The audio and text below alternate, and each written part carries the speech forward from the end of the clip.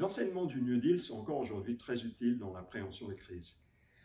Alors même que notre premier réflexe est souvent un rejet du capitalisme et des institutions qu'il soutiennent, la politique de l'administration Roosevelt nous montre la voie d'une approche équilibrée entre action de court terme et réforme de long terme pour mieux réguler le capitalisme, tout en préservant les libertés fondamentales.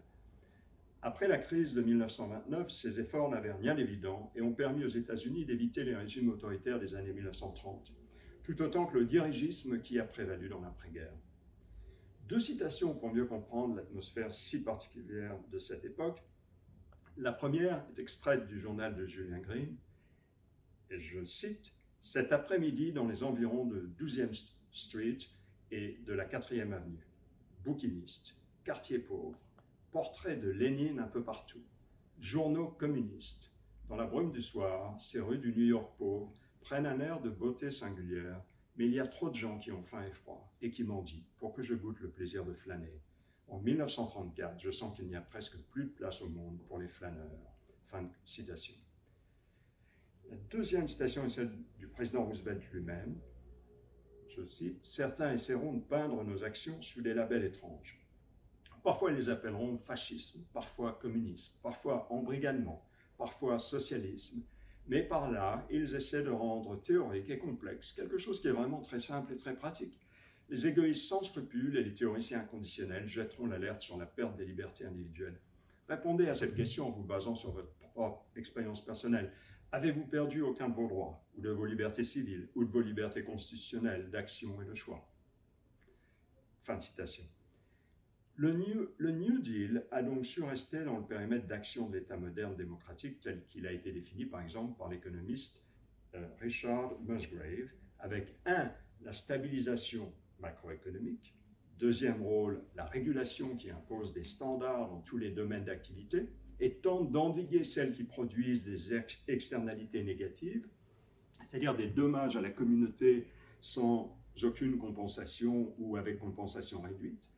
Troisièmement, l'allocation des ressources entre secteurs régaliens, services publics et biens communs qui vont de la recherche fondamentale aux phares utilisés en mer.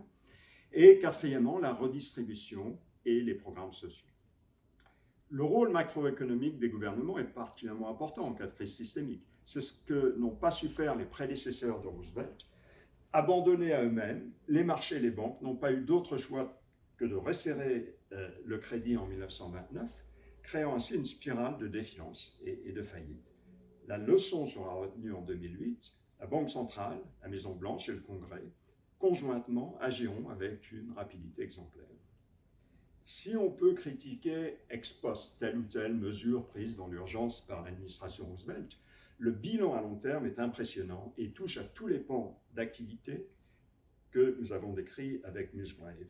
Dans le domaine social, la création de la sécurité sociale avec système de retraite universel, embryon de l'assurance chômage, aide sociale aux handicapés et aux orphelins, l'instauration d'un salaire minimum, de meilleures conditions de travail et de négociation syndicale, une politique de logement et d'éradication des bidonvilles. Du côté de la régulation, on peut citer la garantie des dépôts bancaires, la création d'un gendarme des marchés, la SEC, pour s'attaquer aux délits d'initiés, aux fraudes et aux manipulations boursières. Du côté de la stabilité macroéconomique, les politiques de Roosevelt ont su aussi prendre en compte les interdépendances de l'économie mondiale. Si le protectionnisme mis en place après le krach de 1929 a sans doute accéléré la dépression, c'est au contraire la politique d'accords commerciaux bilatéraux dès 1934 qui a permis une reprise du commerce international. En France, les réformes du New Deal inspireront Léon Blum, autant que le général de Gaulle et ensuite Pierre Mendès France dans leur vision de la libération sociale de l'individu, c'est-à-dire d'un stade où le travailleur peut s'affranchir des besoins matériels de base et s'épanouir dans sa profession. En revanche, la leçon de l'antidirigisme aura été mal comprise de ce côté-ci de l'Atlantique.